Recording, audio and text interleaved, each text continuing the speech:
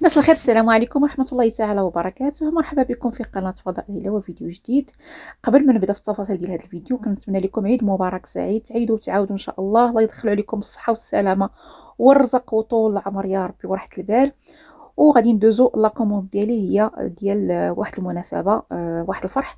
بغاو طلبوا مني نصاوب لهم البريوات ديال اللوز اللي بقاو مقرمشين ويكونوا معلكين من الداخل، تيجيو الصراحة فنين غزالين بلا ورقه ديال البسطيله. تيجيو صراحه ناجحين وكيتوجدوا في فرن شتعين. نص ساعه د المكانه، حضرت 100 حبه، ما كتاخذش منكم لا مجهود ولا وقت ولا حتى شي حاجه. كتسناو ساعه د المكانه من بعد ما كتحضروهم وكتقليوهم ديك الساعه وتتعسلوهم. ما تسناوش عليهم يباتوا في العسل باش انكم تضمنوا انهم يتشربوا العسل. لا، دغيا تيتشربوا العسل في ديك البلاصه. كتكملوا لهم غير نص ساعه ديال الخدمه في العسل، تتحيدوهم، تتستقطروهم وتتقدموهم بالصحه والراحه. خليكم معايا باش نعطيكم جميع التفاصيل كيفاش تربحوا الوقت ديالكم. بالنسبه لهاد الوصفه كنحتاجو اللوز اللي فسخناه بليله، درنا عليه الماء طايب وفسخناه ليله ودرناه حتى ينشف. غادي نحتاجو الباكي ديال الفيلو، هنايا كتكون فيها شي 12 ورقه. وهنايا عندي الروح ديال اللوز، المسكه الحره، وايضا السكر على حسب الذوق. وعندي هنايا ماء الزهر ومعلقه كبيره ديال الزبده اللي ذوبتها وحيت منها داك الحليب ديالها، يعني زيت غير الدسم ديالها. اول حاجه درت هو انني طحنت داك اللوز بوحدو وعاد زدت ليه السكر. بالنسبه للسكر راه ما كنزيدوش نصف ديال الكميه، نصف الكميه كنحيد منها واحد شويه. بحال دابا هنا عندي 450 غرام ديال اللوز، غادي ندير معاه غير واحد 150 غرام ديال السكر فقط، ولا عادي لقيتو ديرو قل، لان انا مازال غادي نعسلهم. هنا كنحك هذيك المسكه الحره بهذه الطريقه هذه باش كتبقى النسمه ديالها. انا كنحكها في اخر لحظه باش النسمه ديالها كتبان. ما كنزيد لها لا سكر، لو كنطحنها غير هكا بين ورقه بواحد راس المعلقه.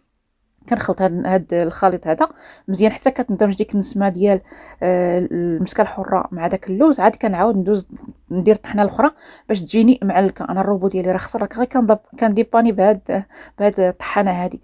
المهم حتى كيتعلك معايا بهاد الطريقه هادي. كنزيد ليه الروح ديال اللوز، وكنزيد ليه ديك معلقه كبيره ديال الزبده، كنخلطها بهاد الطريقه هادي صافي. وكندوز باش نجمع هذاك الخليط بشويه ديال المزهر. بالنسبه للمزهر ما تكثروش، غير اللي غيجمع لكم العجينه، لانكم الا كثرتوا فكونوا على يقين بان هذيك البريوات حتى غديروهم في الزيت غادي يطرطقوا لكم. المهم كنخلط هذا الخليط مزيان.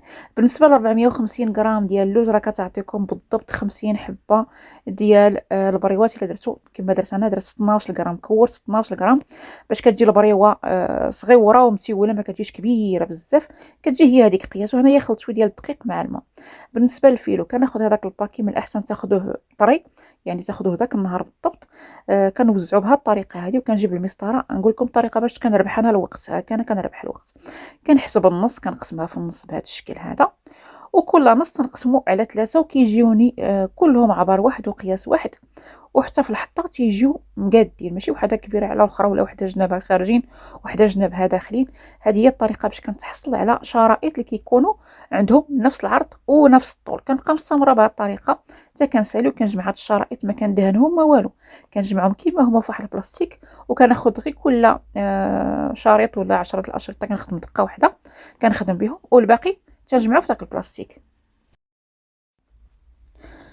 نوريكم الطريقه ان شاء الله. هنايا بالنسبه لي عنده سطح العمل شي شويه واسع، فكتاخذوا هذوك الاشرطه كتحطوا 10 دقه واحده. كتكونوا ديجا كورتوا هذوك الحبات ديال اللوز، راه ضروري توزنوهم باش انكم تحصلوا على نفس البريوات اللي عندهم من نفس الحجم، ماشي شي كبير شي صغير. المهم انا كنطلق الاشرطه على حسب سطح العمل، واخا انا ما عنديش سطح العمل، هذه غير الطبله باش كنخدم. اللي ضيقه على شي مسلم، هادشي اللي غنقول لكم.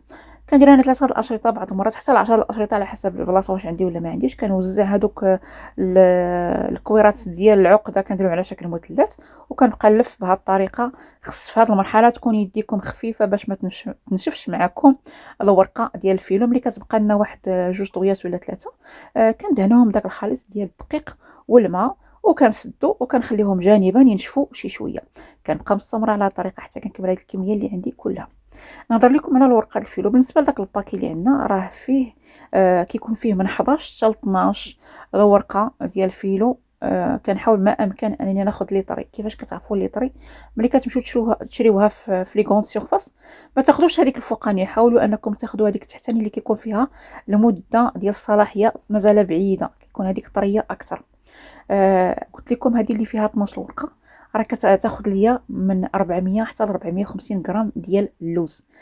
يعني الا بغيت نخرج 100 حبه كما طلب ليا الكليان، فضروري غادي ندير جوج ديال لي باكي ديال الورقه ديال الفيلو. وحيت تجيبوا جوج ديال لي باكي ما تحلوهمش بجوجهم دقه واحده، غادي تكملوا هذاك الباكي الاول، غادي ديروا تساليو بيه ديك النصف الكميه ديال 450 غرام ديال اللوز، تتساليوها عاد دوزو باش تخدموا تحلوا باكي اخر باش ما ينشفش معكم ويبقى ديما طري. كنبقى مستمره بهذه الطريقه كما قلت لكم في اللف ديال البريوات، وضروري كنزيروا باش كتجي هذيك البريوه بومبي وكتجي الصراحه عاطيه للعين. وحتى كنكمل هذيك الكميه وكنستفهم في واحد البلاطو اولا في واحد اللاطه، تنخليهم حتى تينشفوا على خاطرهم. ما تخافوش تقدروا كاع تخليوهم يباتوا، ما كاين حتى شي مشكل. صافي وكندوزو باش نقليوهم. بالنسبه للقلي كناخذوا واحد المقله نديروا فيها شويه ديال الزيت اللي كيكون غزير. كنجربوا هذيك الزيت بالعود ديال المغرف اللي عندنا في الكوزينه، يعني المغرف ديال العود. الا حنا شفناها كتشطش يعني راه ديك الزيت راه سخنات صافي راه واجده. صافي كنرميو فيها هذيك الدفعه الاولى ديال البريوات، كنخليوها حتى تشد راسها واحد الدقيقه هكاك، عاد كنبقى ندوروها بهذا الشكل الدائري. داكشي علاش كنقول لكم الزيت خص يكون غزير باش ملي كندوروها بهذا الشكل الدائري اللون ديالها كيتوحد من جميع الجوانب من جميع الجهات، حتى كنتاكدوا بان هذاك اللون ولا كيتذهب، غير كيبدا يتذهب اللون ديالها. كنقصوا شويه الحراره باش كنخليوها طيب على خضره حتى ديك الورقه اللي لداخل كطيب. صافي كنقصوا هذيك درجه الحراره من بعد ما كيتذهب اللون ديالها، ما كيتحمرش غير كيتذهب. كنحيدوها وكنديروها تعسل في واحد العسل اللي كيكون شويه ثقيل وكيكون بارد. كنأكد عليها دائما خص يكون بارد حيت كتكون حلوه سخونه، العسل كيخصو يكون بارد. كنبقى مستمره بهذه الطريقه حتى كنحيد هذيك القريه الاولى، تنخليها تشرب العسل على خاطرها وكندوز باش ندير الكميه الاخرى. والنار ديما كتكون ناقصه، كنديروا النار ناقصه حتى كنعمروا هذيك المقله بالقليه اللي كتكون مورا، يعني القليه الثانيه. عاد كنجهدوا النار عاوتاني نبقاو ندوروا بطريقه دائريه. البريوات دائما هذه هي الطريقه باش كنقليوهم، ماشي كنلوحوهم وكنقصوا نشوفوا فيهم، لا كنبقاو ندوروهم باش ديك كلشي يوصلوا حقه ديال الطياب ويكون عندهم لون واحد، باش ما تبقاوش تقلبوا حبه بحبه وتضيعوا الوقت وتحرقوا يديكم. صافي كنستمر بهذه الطريقه حتى كنقلي هذوك البريوات اللي عندي كلهم، كنخليهم يغطسوا في العسل واحد نصف ساعه، ومن بعد غادي نحيدهم باش يستقطروا، باش نضمنوا ان دوك البريوات عفوا كلهم يغطسوا في العسل. كدير لهم غير واحد المغيطه بهذا الشكل هذا اللي تكون صغيره على الطاوه باش تضمنوا ان كلشي غادي يغطس، لانهم هما اصلا كيطلعوا للفوق. وبهذه الطريقه غادي تضمنوا انهم كلهم غادي تشربوا العسل الخاص بهم. وكانوا هادو هما البريوات ديالنا بعد ما قطرتهم مزيان سقطرهم داك العسل ديالهم. كنقدموهم بالصحه والراحه. غادي ندوز باش نديرهم في الكرتون وغادي نعطيهم للسيد في الكرتون في هذوك لي بوط ديال لا ليفريزون، ونعطيهم للسيد. ما زينتهم حتى شي حاجه، خليت ليه هو تزيين هو حر فيه الا بغى يزينو بطريقته الخاصه. وخليت لكم الراحه ونتمنى ان هذا الفيديو يعجبكم. الصراحه راه تيجيو مقرمشين ومعلكين من الداخل، والمذاق ديالهم الصراحه ولا اروع، ما غاديش تلقاو بحالهم. جربوهم وردوا عليا الخبر، وخليت لكم الرحمه. نتلاقى بكم في فيديو قادم بحول الله. الى اللقاء.